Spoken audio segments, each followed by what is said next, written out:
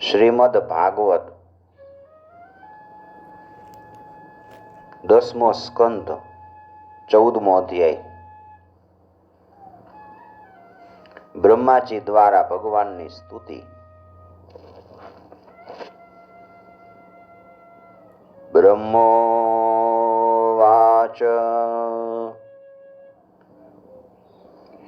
નૌમિયતે ભ્રવપુષે તડિદંબરાય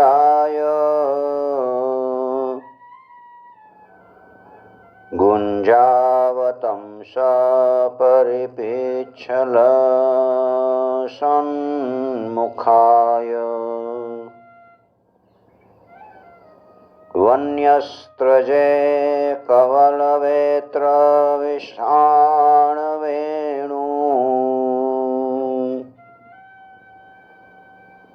લક્ષ્ય લક્ષ્મશ્રિયે મૃદુપદે પશુપાંગજાય.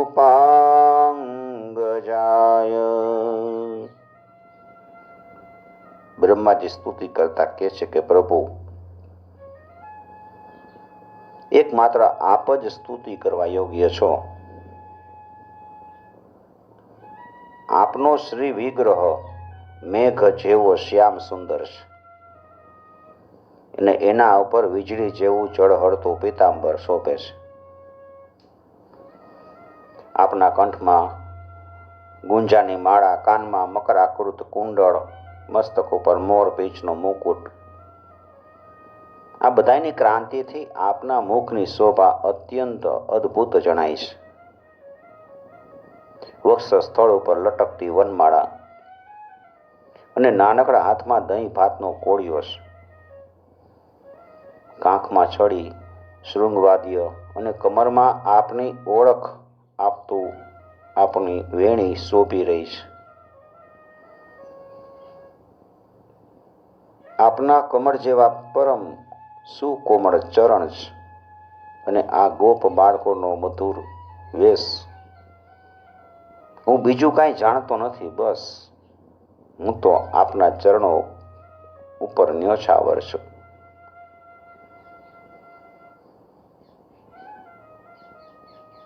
એ પરમાત્મા, આપનો આ શ્રી વિગ્રહ છે એ ભક્તજનોની અભિલાષા પૂરી કરનારો છે અને આપની આ દિવ્ય ઈચ્છાનું મૂર્તિમાન સ્વરૂપ મને અનુગૃહિત કરવા માટે જ પ્રગટ કર્યું છે. કોણ કહે છે કે આ સ્વરૂપ પંચ મહાભૂતની રચના છે? પ્રભુ, આ તો અપ્રાકૃત શુદ્ધ સત્વમય છે.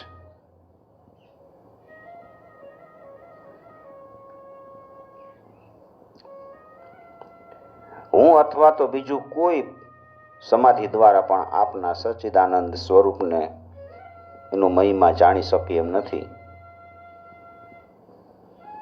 તો પછી આત્મ સુખનો અનુભવ કરનારા નિર્ગુણ રૂપનો મહિમા કઈ રીતે જાણી શકે? પ્રભુ, જે લોકો જ્ઞાન માટે પ્રયત્ન ન કરતા, પોતાના સ્થાન પર સ્થિત રહીને માત્ર સત્સંગ કરે છે, જ્ઞાન મેળવવાનો પ્રયત્ન ન કરે, ખાલી સત્સંગ કરે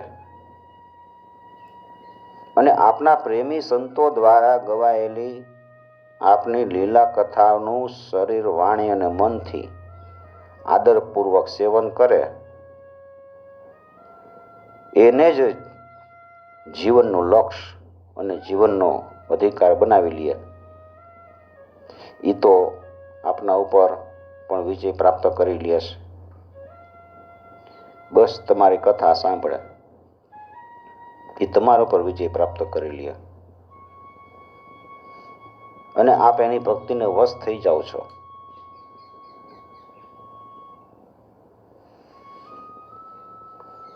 જ્ઞાને પ્રયાસ મુદપાસ્ય નમંત એવ જીવંતિ સન્મુખરિતામ ભવદીયવાર્તમ સ્થાને સ્થિતા શ્રુતિગતાં તનુવાંગ મનોભી યે પ્રાયશો જીત જીતોપ્યસિતે સ્ત્રીલોક્યમ.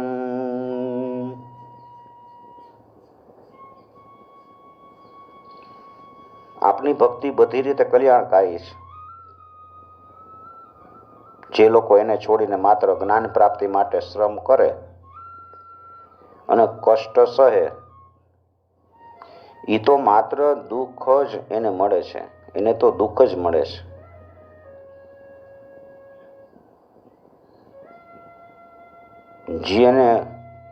જે ભૂસું ખાંડતો હોય એના હાથમાં શું આવે? હે અચ્યુત, આ લોકમાં પહેલા પણ અનેક યોગી પુરુષ થઈ ગયા છે અને એને યોગ વગેરે દ્વારા આપની પ્રાપ્તિ ન થઈ. ત્યારે એણે પોતાના લૌકિક અને વૈદિક સઘળા કર્મો આપના ચરણમાં સમર્પિત કરી દીધા. યોગ કરીને થાયકા પણ એને આપની પ્રાપ્તિ ન થઈ. પછી એણે વિચાર્યું કે બધાય કર્મ પ્રભુના ચરણોમાં સમર્પિત કરી દે. અને પ્રભુના ચરણોમાં સમર્પિત કર્મથી તથા આપની લીલા કથાથી એને બધાને ભક્તિ પ્રાપ્ત થઈ. એટલે જે કર્મ પ્રભુને અર્પણ કરી એનાથી ભક્તિ પ્રાપ્ત થાય. અને એ ભક્તિથી જ આપના સ્વરૂપનું જ્ઞાન પ્રાપ્ત કરીને ખૂબ જ સરળતાથી તમારા પરમપદને પ્રાપ્ત કરી લીધું. પ્રભુ, આપના ગુણ સગુણ નિર્ગુણ બંને રૂપનું જ્ઞાન પ્રાપ્ત થવું મુશ્કેલ હોવા છતાંય નિર્ગુણ સ્વરૂપનો મહિમા ઇન્દ્રિયોનો પ્રત્યાહાર કરી શુદ્ધ અંતઃકરણથી જાણી શકાય છે. અને જાણવાની ક્રિયા એ છે કે વિશેષ આકારનો પરિત્યાગ કરીને આત્માકાર અંતઃકરણનો સાક્ષાત્કાર કરવામાં આવે.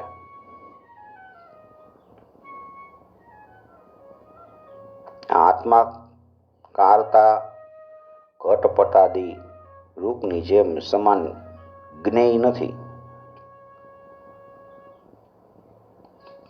પણ આવરણનો ભંગ માત્ર છે. આ સાક્ષાત્કાર, આ બ્રહ્મ છે, આ હું જાણું છું, હું બ્રહ્મને જાણું છું, એ પ્રમાણે નહીં, પણ સ્વયં પ્રકાશ રૂપે જ થાય છે.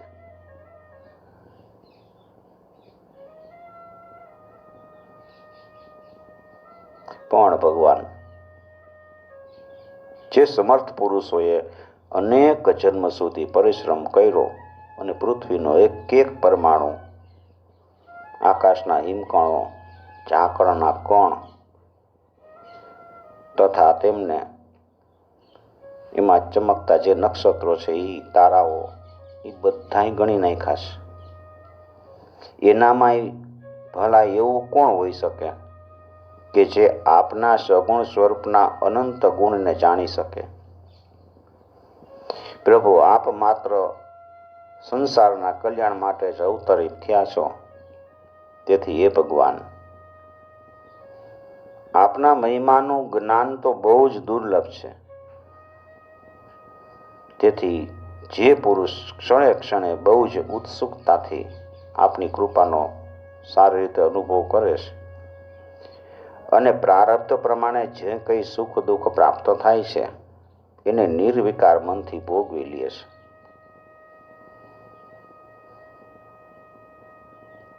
તથા જે પ્રેમ પૂર્ણ હૃદય, ગદગદતી વાણી અને પુલકિત શરીરથી પોતાને આપના ચરણોમાં સમર્પિત કરતો રહે છે, આવી રીતે જીવન વ્યતીત કરવા વાળો એ પુરુષ બરાબર એ જ રીતે આપના પરમ પદનો અધિકારી થઈ જાય છે. જેમ પોતાના પિતાની સંપત્તિનો પુત્ર અધિકારી બને એવી રીતે.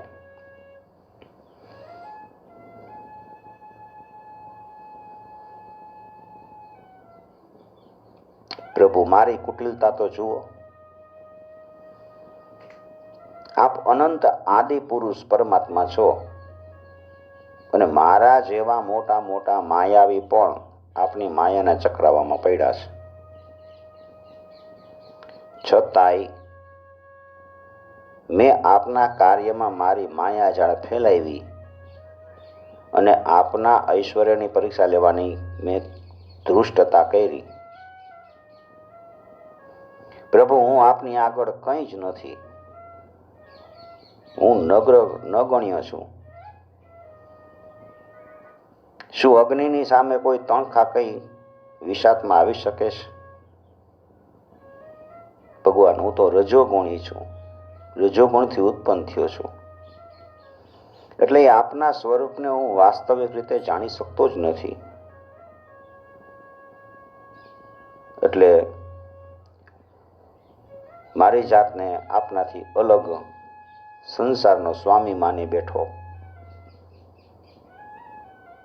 હું એમ માનતો હતો કે હું જ અજન્મા જગત કરતા છું. એવા માયાજનિત મોહના ઘોર અંધકારમાં હું અંત થઈ ગયો હતો. હું તો આપનો સેવક છું. આપ મારા સ્વામી છો એવું સમજીને આપે મારા ઉપર કૃપા કરવી જોઈએ. પ્રભુ, મારો અપરાધ ક્ષમા કરવો જોઈએ. અતઃ ક્ષમસ્વાચ્યુત મે રજો ભુવો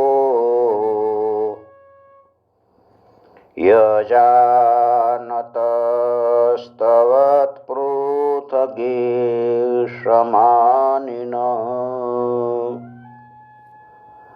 અજાવલોપાંતતમોંધચક્ષુષ એષોનુકંપ્યો મયિ નાથવાનિતિ. મારા પર અનુકંપા કરીને મારો અપરાધ ક્ષમા કરો પ્રભુ.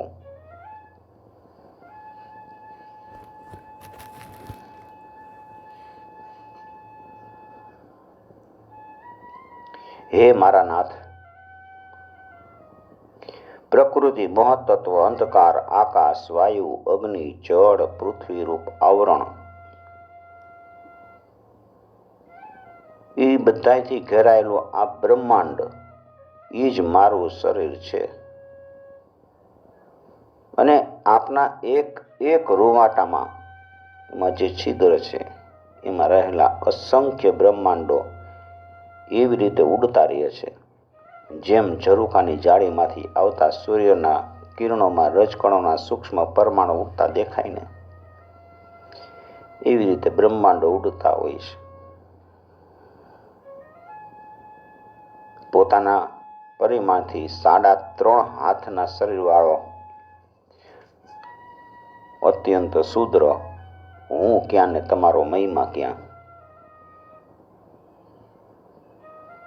વૃત્તિઓની પકડમાં ન આવવા વાળા પરમાત્મા જ્યારે બાળક માતાના ઉદરમાં રહે છે ત્યારે અજ્ઞાનવશ પોતાના હાથ પગ પછાડે,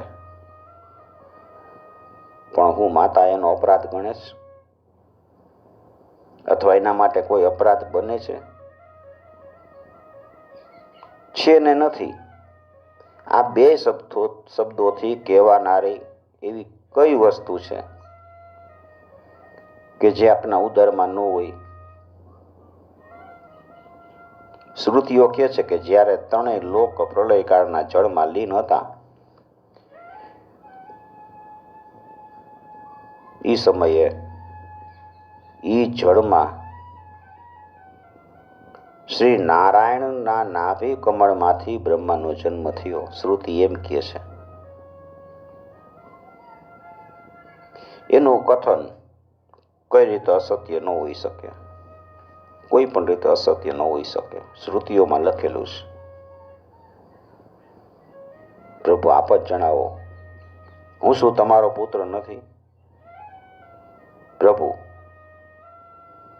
આપ સમસ્ત જીવોના આત્મા છો, એટલે આપ નારાયણ, એટલે નાર જીવ અને અયન એના આશ્રય સ્થાન છો.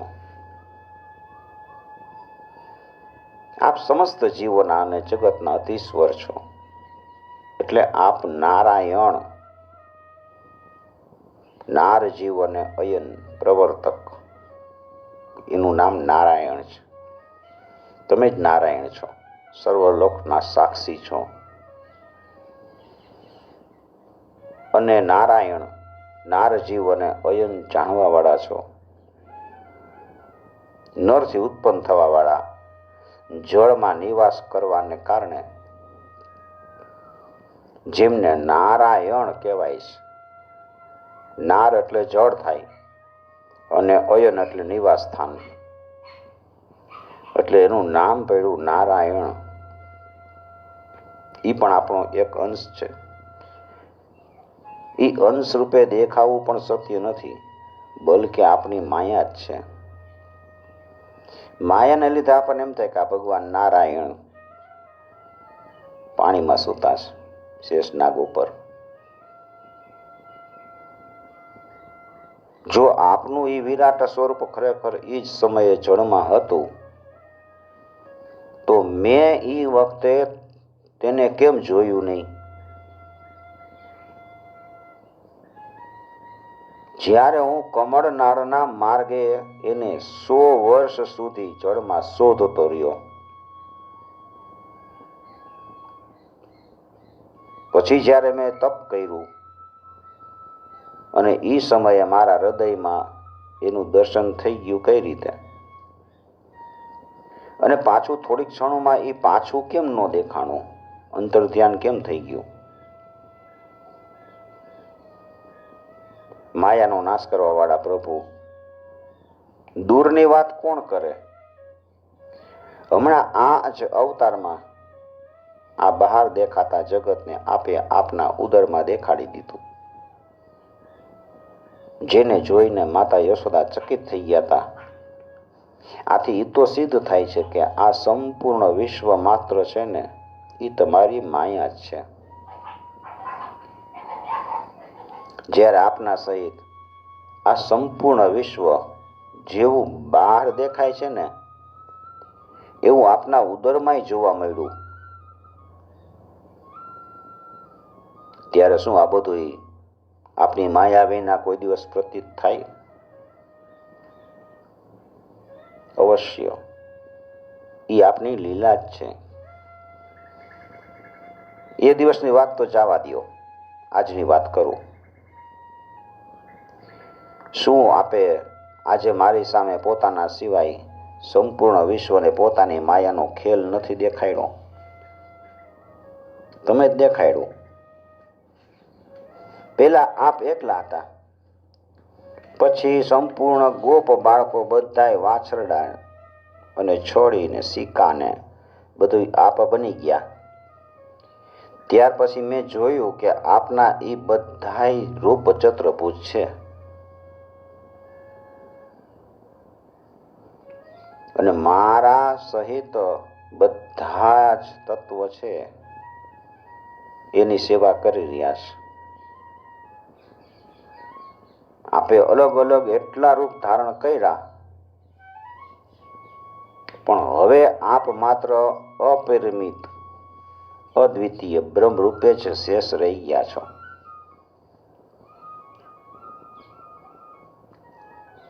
જે લોકો અજ્ઞાનવશ આપના સ્વરૂપને નથી જાણતા ને, તેને આપ પ્રકૃતિમાં સ્થિત રૂપે જીવ રૂપે પ્રતીત થાવ છો. અને એની ઉપર પોતાની માયાનો પડદો નાખીને સૃષ્ટિના સમયે મારા રૂપે એટલે કે બ્રહ્મા રૂપે પાલન કરવા માટે પોતાના એટલે કે વિષ્ણુ રૂપે પાલન કરો છો અને સંહાર કરવા માટે રુદ્રના રૂપમાં પ્રતીત થાવ છો.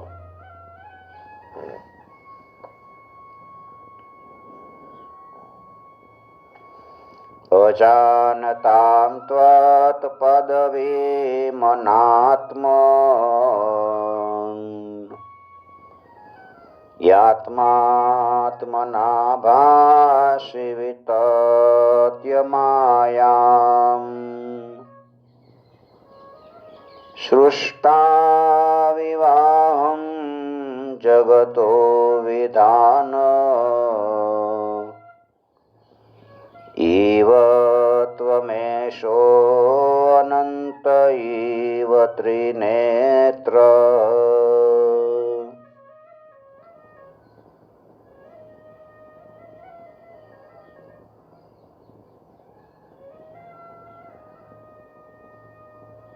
પ્રભુ, આપ સમસ્ત જગતના સ્વામી અને વિધાતા છો.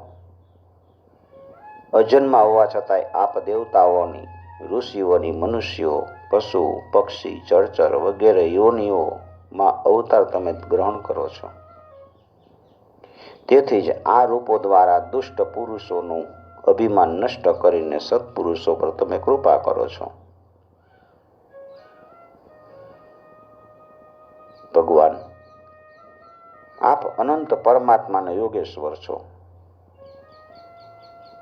જે સમયે આપ આપની યોગ માયાનો વિસ્તાર કરીને લીલા કરવા લાગો છો, ત્યારે ત્રિલોકમાં એવું કોણ છે કે એ જાણી શકે કે આપની લીલા ક્યાં, શા માટે અને ક્યારે ને કેટલી હોય છે? કોઈ જાણી શકતું નથી.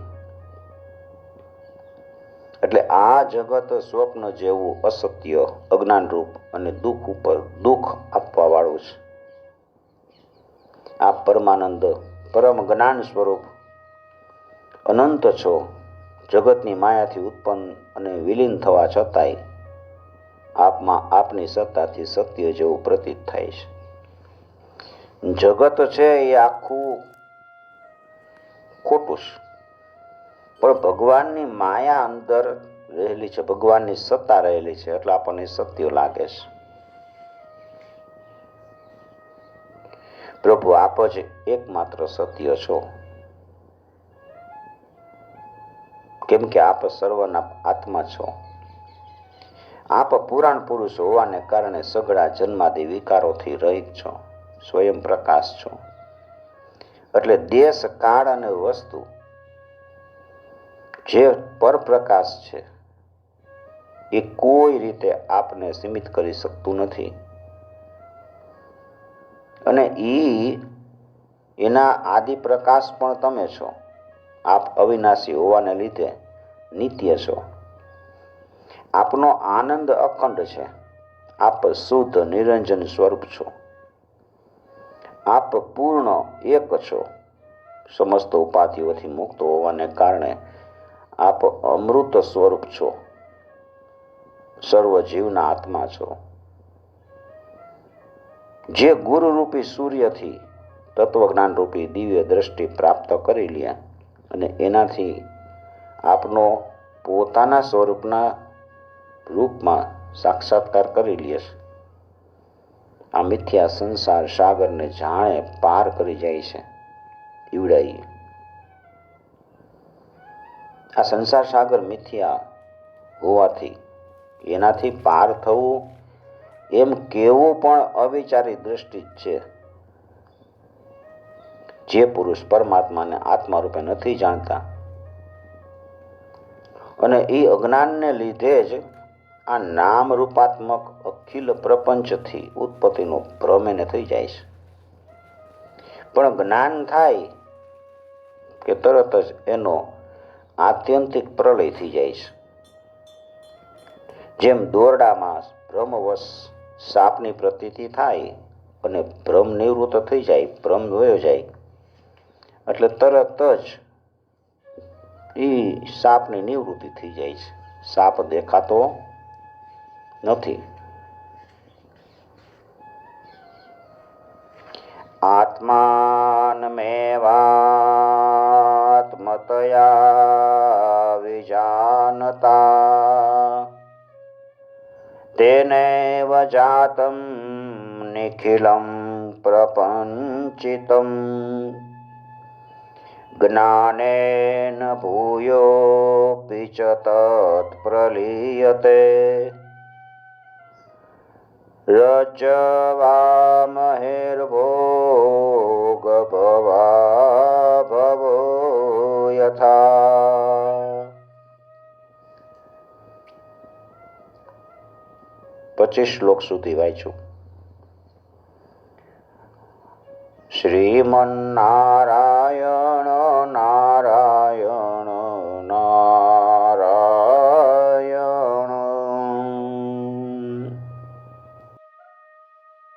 શ્રીમદ ભાગવત 10મો સ્કંદ 14મો અધ્યાય. બ્રહ્માજીની પ્રભુને સ્તુતિ. 26મા શ્લોકથી. બ્રહ્માજી કહે છે, સંસાર સંબંધી બંધન અને એનાથી મોક્ષ એ બેય નામ અજ્ઞાનથી કલ્પિત છે. બંધન અને મોક્ષ એ બે કલ્પના જ છે. અજ્ઞાન સંજ્ઞો ભવબંધ મોક્ષો દ્વે નામ નાન્યોસ્તરુતજ્ઞ ભાવાત અજસ્ત્ર ચિત્યાત્મનિ કેવલે પરે વિચાર્યમાણે તરુણાત વિવાહની. વાસ્તવમાં એ અજ્ઞાનના જ બે નામ છે, મોક્ષ અને બંધન. એ સત્ય અને જ્ઞાન સ્વરૂપ પરમાત્માથી ભિન્ન અસ્તિત્વ રાખતા નથી. સૂર્યમાં રાત ને દિવસનો કોઈ દિવસ ભેદ ન હોય એવી રીતે વિચાર કરી તો અખંડ ચિત્ત સ્વરૂપ કેવલ શુદ્ધ આત્મ તત્વમાં ન તો બંધન હોતું કે નથી તો મોક્ષ હોતો. કેટલા મોટા આશ્ચર્યની વાત છે કે આપ તો સર્વના આત્મા છો, પણ લોકો આપને પરાયો માને છે અને શરીર વગેરે બે પરાયા છે, પણ એને આત્મા માની લે છે. લોકો બધા આત્માને પરાયો માને છે અને શરીરને આત્મા માની લે, અને પછી આપને ક્યાંક બીજે શોધે છે. આ બધા ભલા અજ્ઞાની જીવોનું આ કેટલું મોટું અજ્ઞાન છે. ભગવાનને બીજે ગોતવા જાય છે. અરે ભગવાન તો તારી અંદર જ છે, અને આપ તો બધાના અંતઃકરણમાં બિરાજમાન છો. આપણા અંતઃકરણની અંદર જ રહીએ છે.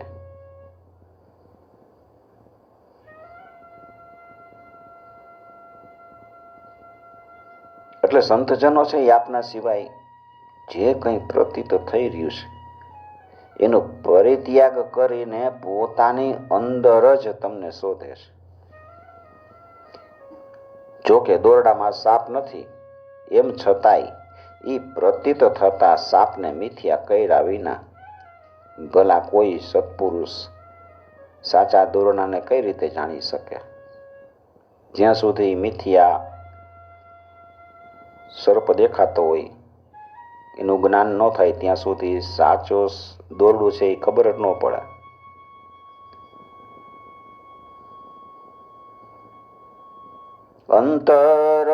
અંતર્ભવેનંત ભવંતમેવ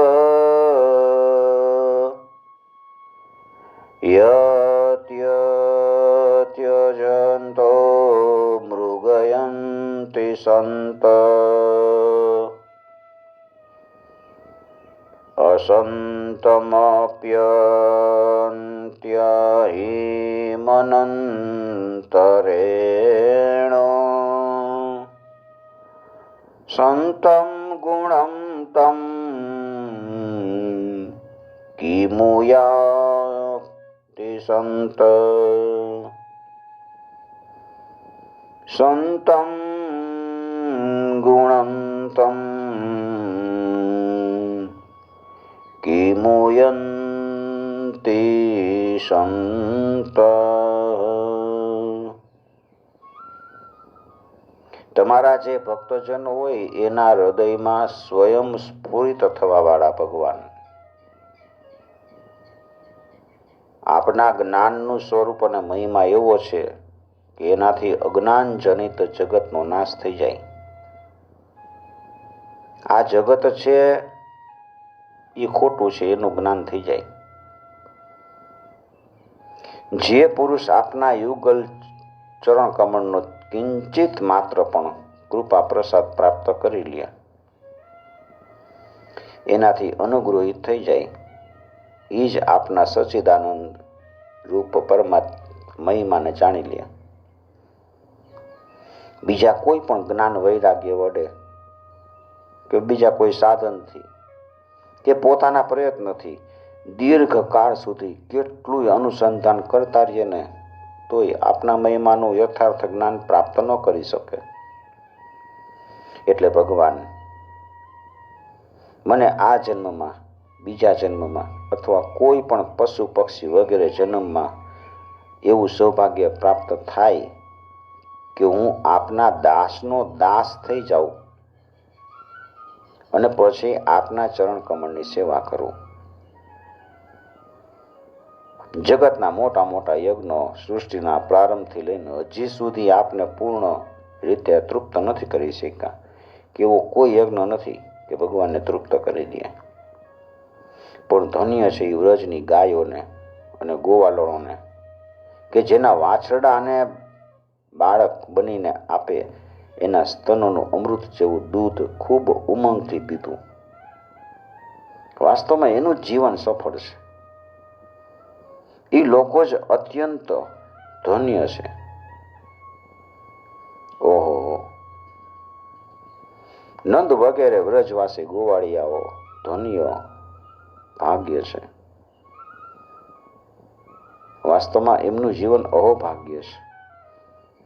કેમ કે પરમાનંદ સ્વરૂપ સનાતન પરિપૂર્ણ બ્રહ્મ એવા આપ એના પોતાના સગા સંબંધી અને સુહૃદ છો. હે અચ્યુત, આ વ્રજવાસીઓના સૌભાગ્યનો મહિમા તો બાજુ પર રહ્યો. મન વગેરે 11 ઇન્દ્રિયોના અધિષ્ઠાતા દેવતાના રૂપમાં રહેનારા મહાદેવ વગેરે અમે લોકો ખૂબ ભાગ્યશાળી છીએ. કેમ કે આ વ્રજવાસીઓની મન વગેરે 11 ઇન્દ્રિયોની પ્યાલો બનાવીને અમે આપના ચરણ કમળના અમૃતથી પણ મીઠા મધુરા મદિરાના થી પણ માદક મધુર મકરંદનું પાન કરતા રહી છીએ. જ્યારે એનું એક એક ઇન્દ્રિયથી પાન કરીને અમે ધન્ય ધન્ય થઈ રહ્યા છીએ. સમસ્ત ઇન્દ્રિયોથી એનું સેવન કરવા વાળા વ્રજવાસીઓને તો વાત જ શી કરવી. પ્રભુ, આ વ્રજભૂમિના કોઈ વનમાં અને ખાસ કરીને ગોકુલમાં કોઈ પણ યોનિમાં જન્મ મળી જાય એ જ અમારા માટે મોટા સૌભાગ્યની વાત છે. અહીં જન્મ થતા જ આપના કોઈને કોઈ પ્રેમીના ચરણની રજ અમારા ઉપર પડી જશે પ્રભુ. અને આપના પ્રેમી વ્રજવાસીઓનું સંપૂર્ણ જીવન આપનું જ જીવન છે અને આપ જ એના જીવનના એકમાત્ર સર્વસ્વ છો. એટલે એની ચરણ રજ મેળવવી અને આપના જ ચરણ રજની રજ મળવા બરાબર કહેવાય.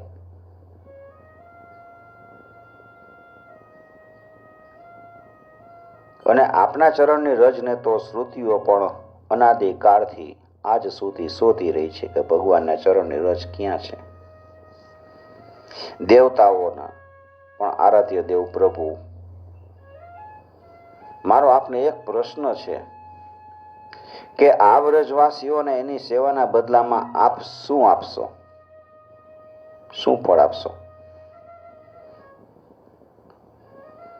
એ સંપૂર્ણ ફળના ફળરૂપ આપનાથી વધીને તો બીજું કોઈ ફળ છે જ નહીં.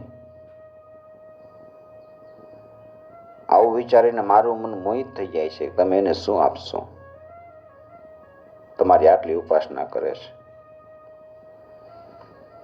મને તો લાગે છે કે આપ એને આપનું સ્વરૂપ આપી નહીં ઋણમુક્ત થઈ શકશો નહીં. કેમ કે આપના સ્વરૂપને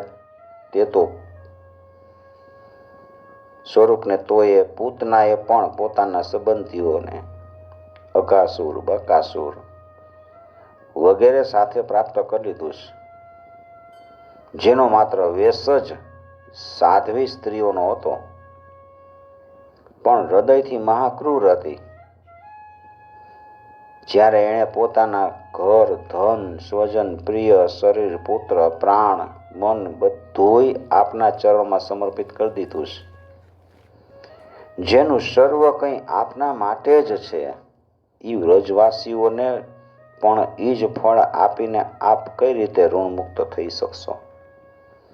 કારણ કે તમે તમારું દર્શનનું ફળ છે એ તો તમે બધાને રાક્ષસોને આપી દીધું છે. જ્યાં સુધી રાગ, દ્વેષ વગેરે દોષ છે એ ચોરની જેમ સર્વસ્વનું અર્પણ કરતા રહીએ છે, ત્યાં સુધી ઘર અને એના સંબંધીઓ કેદીની જેમ સંબંધોના બંધનમાં જીવને બાંધી રાખે છે.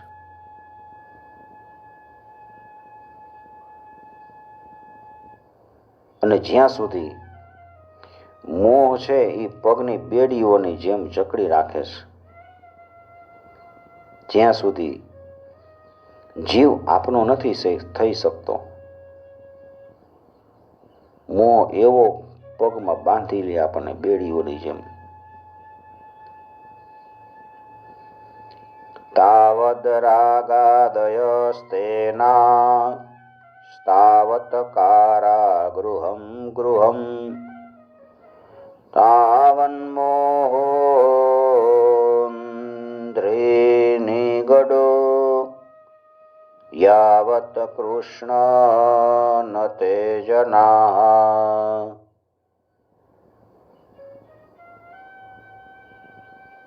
પ્રભુ, આપ વિશ્વના પ્રપંચથી સર્વથાય પર છો, તેમ છતાંય પોતાના શરણાગત ભક્તજનોને અનંત આનંદનું વિતરણ કરવા માટે આપ પૃથ્વી ઉપર અવતાર લઈને વિશ્વના જેવા જ લીલા વિલાસનો વિસ્તાર કરો છો. વધારે કહેવાની આવશ્યકતા નથી. જે લોકો આપનો મહિમા જાણે છે એ ભલે જાણતા રહીએ, મારું મન, વાણી, શરીર આપનો મહિમા જાણવા સર્વથા અસમર્થ છે. બીજા બધા ભલે એમ કે અમે ભગવાનને જાણી છીએ, પણ હું તો અસમર્થ છું. આપ સર્વના સાક્ષી છો, એટલે બધું જાણો છો અને સમસ્ત જગતના સ્વામી છો. આ સમગ્ર પ્રપંચ છે ને આપનામાં સ્થિત છે. આપને હું વધારે શું કહું? મારો સ્વીકાર કરો. મને મારા લોકમાં જવાની આજ્ઞા આપો. સર્વના મન, પ્રાણને પોતાની રૂપમાધુરથી આકર્ષિત કરવા વાળા હે શ્યામ સુંદર, આપ યદુવંશ રૂપી કમળને વિકસિત કરવા વાળા સૂર્ય છો. પ્રભુ, પૃથ્વી, દેવતાઓ, બ્રાહ્મણો, પશુઓ રૂપી સમુદ્રને અભિવૃદ્ધિ કરવા વાળા ચંદ્રમા એ આપ જ છો. આપ પાખંડ ધર્મ રૂપી રાત્રિના ઘોર અંધકારનો નાશ કરવા વાળા પણ સૂર્ય અને ચંદ્રમા જેવા તમે જ છો. પૃથ્વી ઉપર રહેવા વાળા રાક્ષસોને નષ્ટ કરવા વાળા આપ ચંદ્ર, સૂર્ય વગેરે સમગ્ર દેવતાઓના પરમ પૂજનીય છો. ભગવાન, હું મારા જીવનભર મહાકલ્પ પર્યંત આપને નમસ્કાર કરતો રહું. બ્રહ્માજીએ પ્રભુની આવી રીતે સ્તુતિ કરી છે. સુખદેવજી મહારાજ કહે છે કે પછી 3 પરિક્રમા કરી અને પ્રણામ કરી સત્યલોક તરફ ગયા છે. બ્રહ્માજીએ વાછરડા અને ગોપ બાળકોને પહેલેથી જ યથાસ્થાને પહોંચાડી દીધા અને ભગવાન શ્રી કૃષ્ણએ બ્રહ્માજીને વિદાય કર્યા અને પછી વાછરડાને લઈને યમુનાજીના કિનારે આવ્યા, જ્યાં પેલા પોતાના બાળ સખાઓ છોડીને ગયા હતા, બાળ સખાઓને છોડીને ગયા હતા, એ બધા અહીંયા પાછા આવ્યા અને પોતાના જીવન સર્વસ્વ પ્રાણવલ્લભ શ્રી કૃષ્ણના વિયોગમાં જોકે 1 વર્ષ વીતી ગયું હતું, તોય ઈ ગ્વાલ બાળકોને તો ઈ સમય અડધી ક્ષણ જેટલો જ લાગ્યો હતો. કેમ ન લાગે? એ બધા ભગવાનની વિશ્વ મોહિનીની માયાથી મોહિત થઈ ગયા હતા. જગતના બધા જીવો એ જ માયાથી મોહિત થઈને શાસ્ત્ર અને આચાર્યોના વારંવાર સમજાવવા છતાંય આત્માને નિરંતર ભૂલેલા જ રહે છે, આત્માને જાણતા નથી. વાસ્તવમાં માયાની શક્તિ જેવી છે ને કે ભલા એનાથી મોહિત થઈને જીવો અહીં તહીં શું નથી ભૂલી જતા. માયાની શક્તિ. ભગવાન શ્રી કૃષ્ણને જોતા જ ગ્વાલ બાળકોએ ખૂબ જ ઉતાવળે કીધું, ભાઈ તમે ભલે આવ્યા, સ્વાગત છે, સ્વાગત છે. હજી તો અમે તમારા વિના એક પણ કોળિયો ખાધો નથી. આવો, અહીંયા આવો, આનંદથી ભોજન કરો.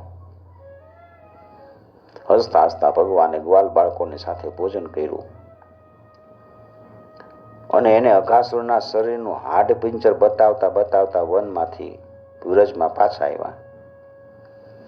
શ્રી કૃષ્ણના મસ્તક ઉપર મોરપીંછનો મુગુટ, વાંકડિયા વાળ, સુંદર સુંદર મહેકતા પુષ્પો ગૂંથ્યા હતા. શરીર ઉપર ચિત્રામણ કર્યું હતું. એ ચાલતી વખતે રસ્તામાં ક્યારેક ઊંચા સ્વરે વાંસળી વગાડતા, ક્યારેક વૃક્ષના પાંદડાની પીપુળી અને ક્યારેક શૃંગવાદ્ય વગેરે વગાડતા વાદ્યોત્સવમાં મગ્ન થઈ ગયા હતા. પાછળ ગોપ બાળકો એની કીર્તિનું ગાન કરતા જતા હતા. ક્યારેક એનું નામ લઈ લઈને પોતાના વાછરડાને બોલાવતા અને ક્યારેક એને લાડ લડાવતા. વાછરડાના નામ રાખ્યા હોય, બધાને નામથી બોલાવે.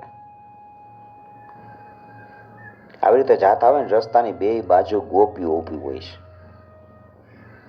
જ્યારે કૃષ્ણ એની ત્રાસી નજરથી એની સામે જુએ, નજર મિલાવે, ત્યારે ગોપીઓ એટલી બધી આનંદથી મુગ્ધ થઈ જાય, કારણ કે કૃષ્ણનું અવલોકન ગોપીઓને ઉત્સવનો આનંદ પ્રદાન કરતું રહે છે. આવી રીતે ભગવાન શ્રી કૃષ્ણએ ગોષ્ઠમાં પ્રવેશ કર્યો.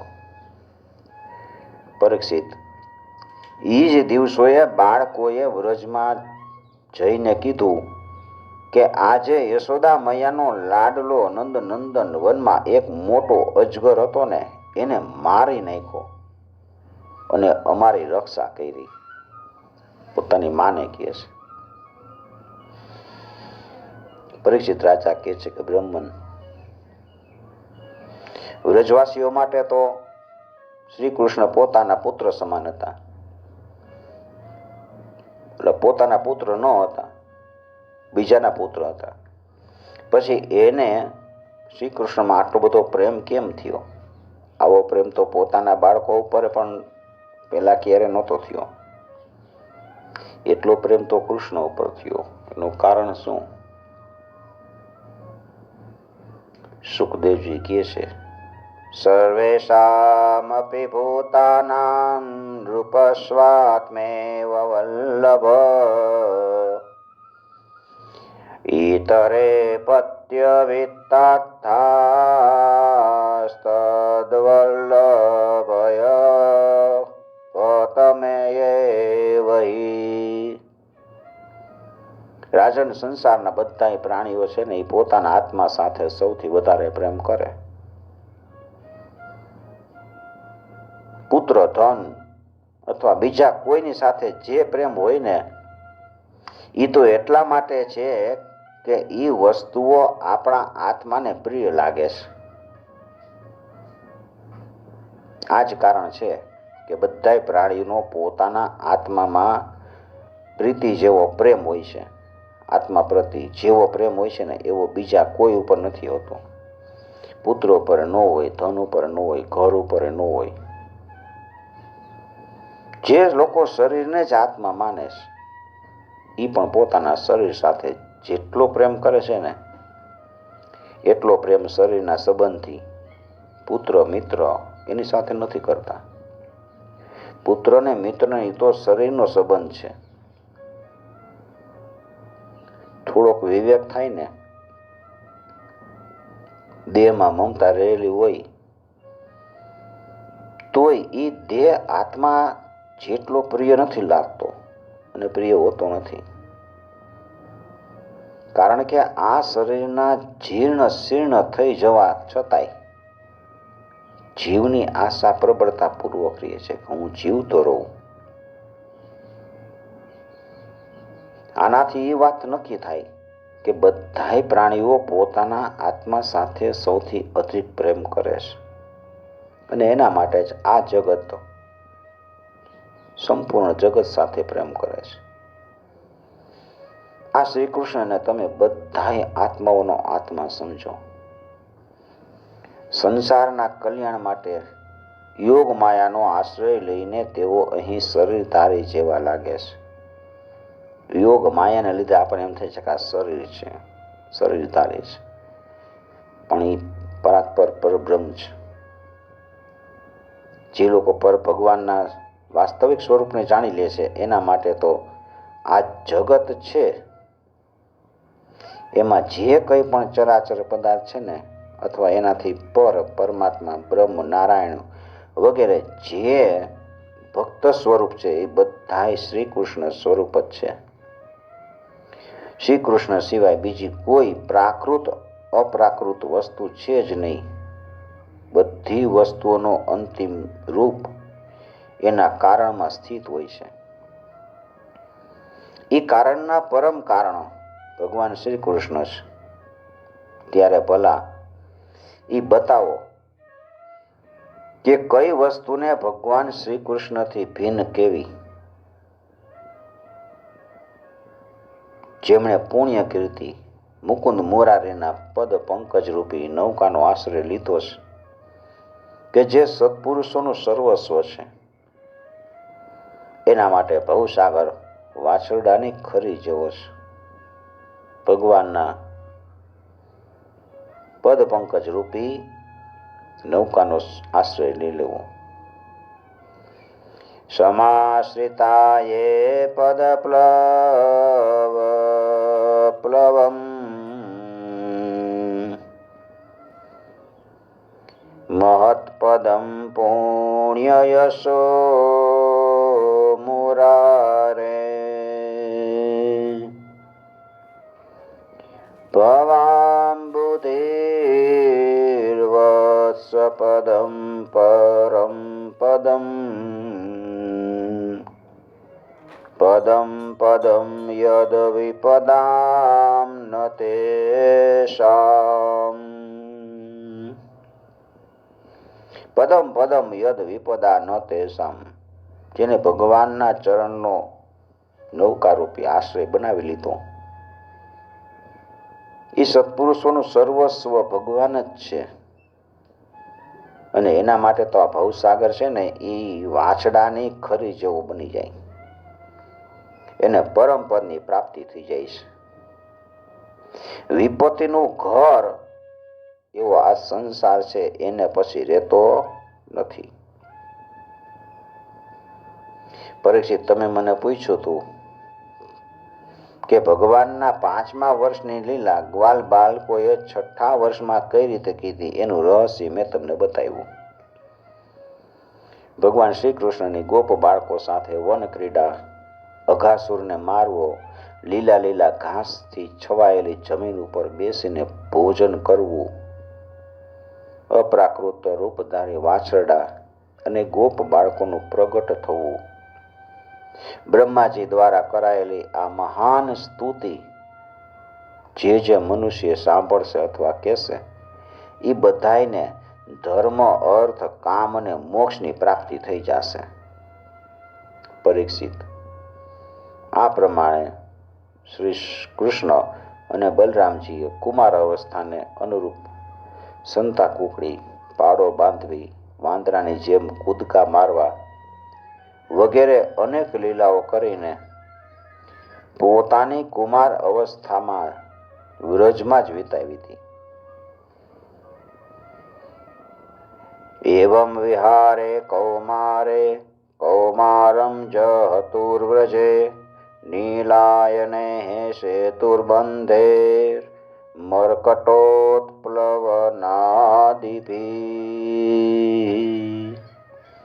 इति श्रीमद्महाभागवते महापुराणे पारमहंस्यां संहितायां दशमस्कन्धे पूर्वार्धे ब्रह्मस्तुतिर्नाम चतुर्दशोऽध्याय. श्रीकृष्णार्पणं समर्पयामि. ॐ नमो भगवते वासुदेवाय.